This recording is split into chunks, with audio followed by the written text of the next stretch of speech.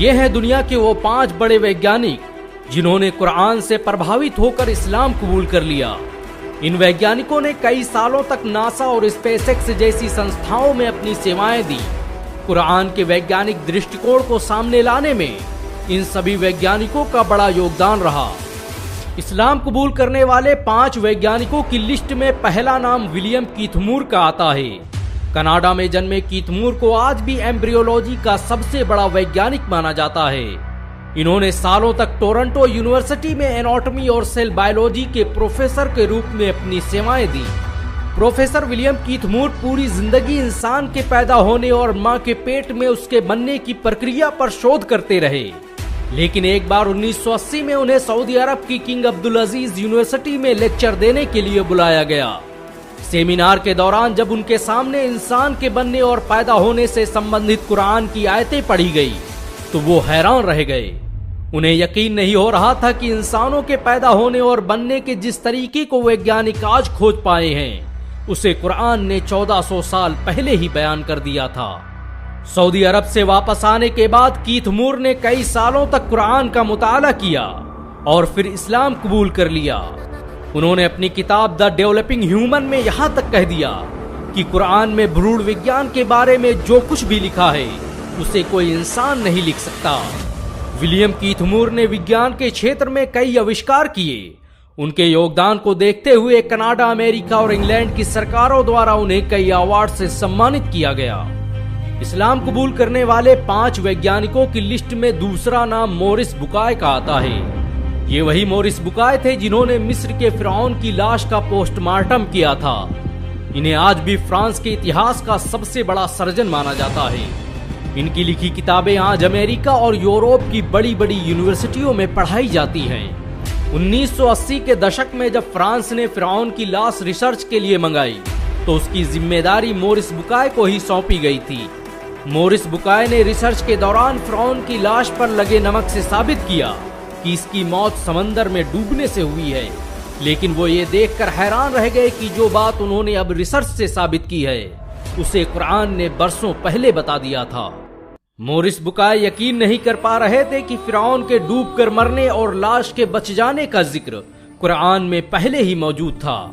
इसी दौरान मोरिस बुकाय का सऊदी अरब जाना हुआ, जहां एक कॉन्फ्रेंस की शुरुआत में कुरान की एक आयत पढ़ी गई कि अब तो हम तेरी लाश को ही बचाएंगे ताकि तू बाद की नस्लों के लिए निशान इबरत बने। अगरचे बहुत से इंसान ऐसे हैं जो हमारी निशानियों से गफलत बरतते हैं। इतना सुनना था कि मोरिस बुकाय मारे जोश के चीख पड़े और भरी महफिल में खड़े होकर सबके सामने ऐलान कर दिया कि मैं आज ही इस्लाम कबूल करता हूँ और अल्लाह की किताब कुरान पर ईमान लाता हूँ। फ्रांस वापस जाने के बाद मोरिस बुकाय ने लगातार 10 सालों तक कुरान और विज्ञान पर शोध किया और साबित किया कि कुरान की एक भी आयत साइंस के सिद्धांतों से नहीं टकराती, बल्कि साइंस आज जो कुछ भी बयान कर रहा है कुरान ने उसे हजारों साल पहले ही बयान कर दिया था। इस्लाम कबूल करने वाले 5 वैज्ञानिकों की लिस्ट में तीसरा नाम ई मार्शल जॉनसन का आता है। 1930 में अमेरिका के फिलाडेल्फिया में जन्मे जॉनसन ने अपनी पूरी जिंदगी भ्रूण विज्ञान को समझने और इंसान के पैदा होने के सिद्धांत को जानने में लगा दी। जॉनसन उन वैज्ञानिकों में से थे जिन्होंने विलियम कीथ मूर के साथ सऊदी अरब के किंग अब्दुल अजीज यूनिवर्सिटी में कुरान पर रिसर्च का काम शुरू किया और फिर इस्लाम कबूल कर लिया।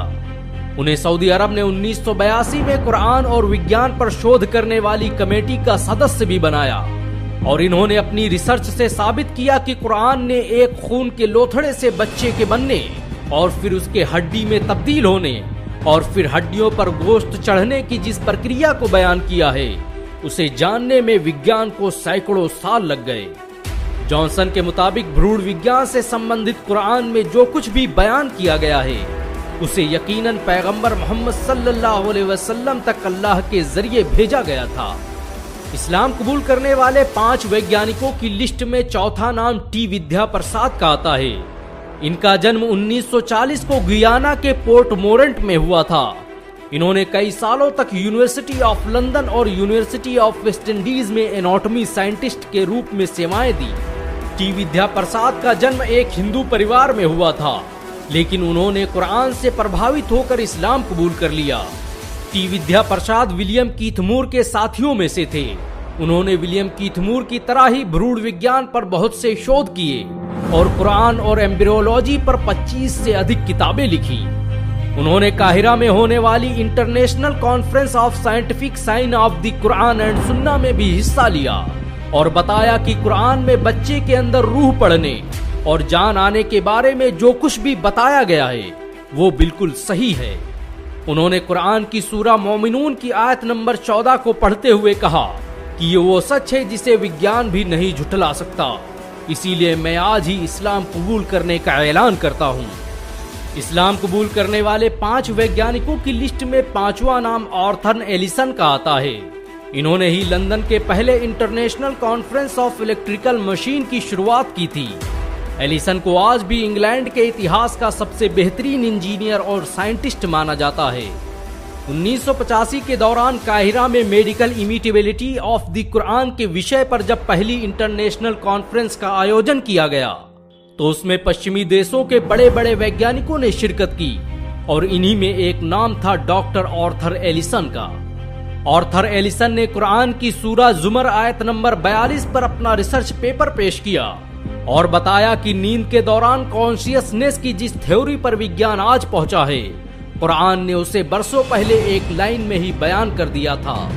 कॉन्फ्रेंस के खत्म होने से पहले आर्थर एलिसन स्टेज पर गए, माइक हाथ में लिया और अपने मुसलमान होने का ऐलान कर दिया। अशहदु अन ला इलाहा इल्ला अल्लाह व अशहदु अन्न मुहम्मदन रसूल अल्लाह। इस्लाम कबूल करने के बाद उन्होंने अपना नाम अब्दुल्ला एलिसन रखा और पूरी उम्र कुरान और साइंस पर रिसर्च करते रहे। इन सब के अलावा दुनिया में आज बहुत से वैज्ञानिक हैं जिन्होंने कुरान की शिक्षाओं से प्रभावित होकर इस्लाम कबूल कर लिया। ये मौजूदा ही है कि विज्ञान आज अपनी रिसर्च से जो साबित कर रहा है, कुरान ने उसे 1400 साल पहले ही बयान कर दिया था। यही वजह है कि आज दुनिया के बड़े बड़े वैज्ञानिक भी कुरान के आगे सर झुकाने। अगर एक मुसलमान होने के नाते आपको गर्व महसूस हुआ हो तो इस वीडियो को लाइक और शेयर जरूर करें। ऐसी और वीडियो को देखने के लिए हमारे चैनल को सब्सक्राइब करें, घंटा जरूर दबाएं।